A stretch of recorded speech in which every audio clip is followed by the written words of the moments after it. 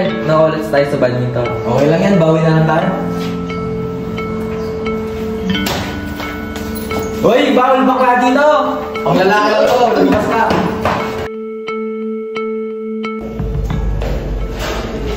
Hoy, lalaki lang tao, nagtatanong ka?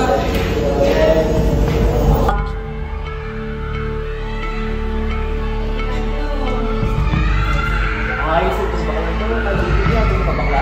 Kaya mo. Hoy, pre!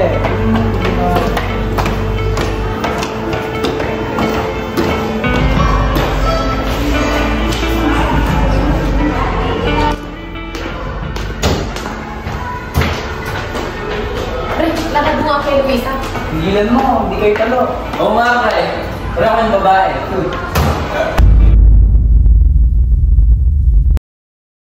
What's up mga bro? What's up mga bes? Ako nga pala si Nigo at welcome sa ating talakayan. Magtatanong po tayo sa ating mga kaibigan ukol sa ating topic. Kasama na po natin ang ating unang kaibigan. Ano pangalan mo? Emery Clyde Lingat. Ito yung tanong ko. Ano masasabi mo sa LGBT community? As a part of LGBT community po is very hard din po sa aming mga part ng LGBT. It's because na minsan kasi is nadi-discriminate kami towards sa perspective ng other people. But for me is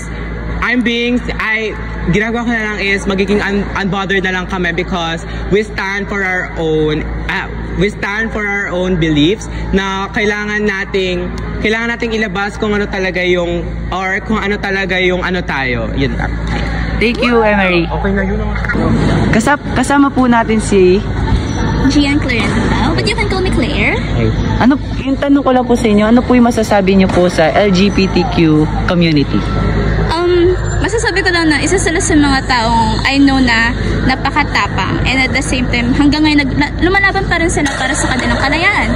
For example, lalo na ngayon na kahit tagal-tagal na nagpapargas tayo sa mundong to, pero up until now wala pa rin silang law na poprotekta sa kanila, and lumalaban pa rin sila para doon. So I can say na they're one of the people na napakalakas, napakatibay ng law. Thank you po. Thank you. Ngayon po kasama po natin si Ayun. Ang tanong ko lang po, ano po masasabi nyo sa LGBTQ community? But first, sorry. Before I begin, I would like to define LGBTQIA+. Ito yung mga community or known as a social groups, or ito yung mga tao na ka-base depends on their gender or identity. So may mga iba't ibang identity na pinapakita, which the lesbian, gay, bisexual, trans, and intersex asexual. So maraming tao na nagsasabi na in favor sila or favor sila dito sa identity na to dahil nga iba't iba yung kasarian ng tao.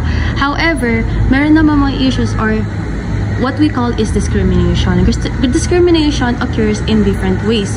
So pwede din sa race, identity, or even in the colors. Pero usually, maraming nadi-discriminate dahil nga sa gender nila. So, I would like to say na ang LGBTQIA+ is need nila ng rights para protect yung sarili nila.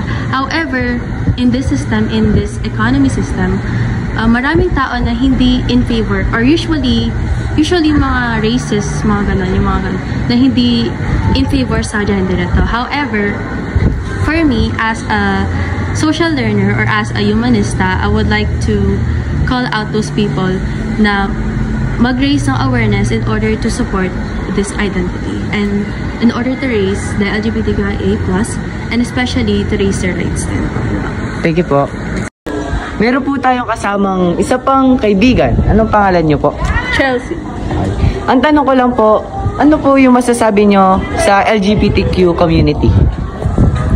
Ito yung iba-ibang gender na hindi lang babae or lalaki, merong mga gay, may mga bi, pero hindi yun magiging para i-disrespect natin sila dahil iba yung gender nila sa atin. Dapat always respect pa din kasi para-pareho naman tayong tao dito, and hindi yun nababasa sa kung ano talaga yung nilalaman ng nila.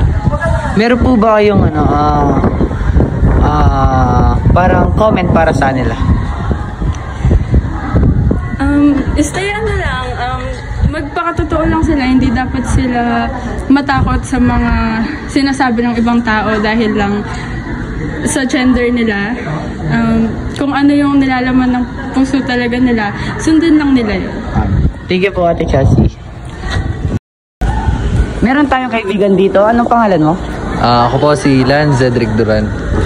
Ito ang matatanong ko sa'yo. Ano ang masasabi mo sa LGBTQ community?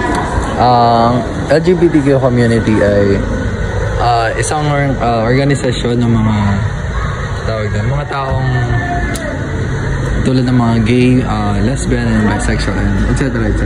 And normal sila, no? Katulad nating mga tao. May karapatan din silang mabuhay. Thank you.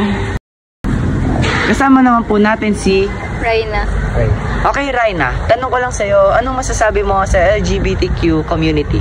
Ang masasabi ko lang sa member ng LGBT community is just be yourself. You don't have to please the world or you don't have to change yourself just to please other people and please the world. Be yourself and love yourself. Thank you, Raina.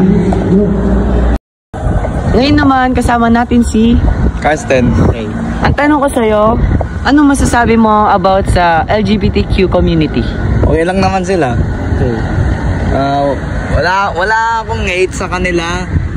Kundi lang sa mga ibang taong nag-discriminate din ng ibang communities.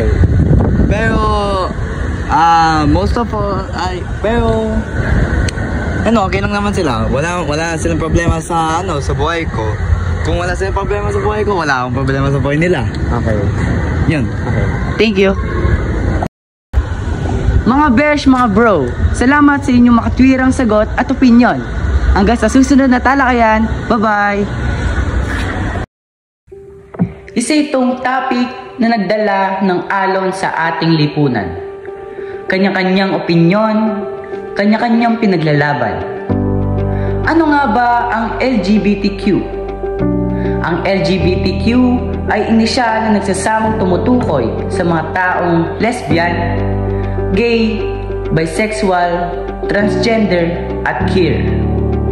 Ang katagang LGBTQ ay inilaan upang bigyang diin ang pagkakaiba-iba ng pagkakakilanlan base sa sexualidad at pangkasariang kultura na kuminsan ay ginagamit upang tignan ang kahit sino na hindi heterosexual sa halip na eksklusibo sa mga tao na homosexual, bisexual, at transgender.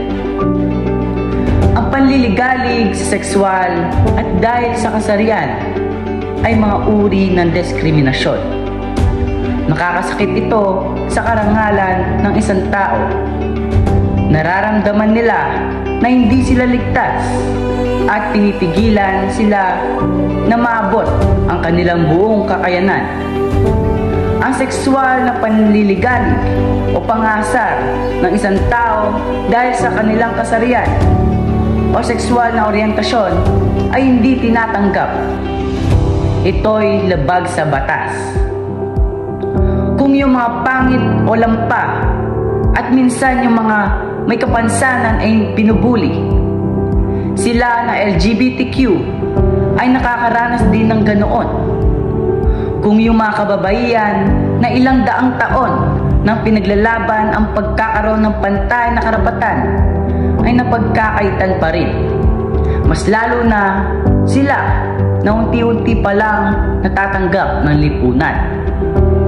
Kung ang straight ay naluloko sa relasyon at paulit-ulit na nasasaktan at nagtitake for granted, ganun din sila. Kung yung mga Pinoy at Asians ay nakakatanggap pa din ng pambubuli ng mga racist sa modernong daigdig na ito, ganun din sila.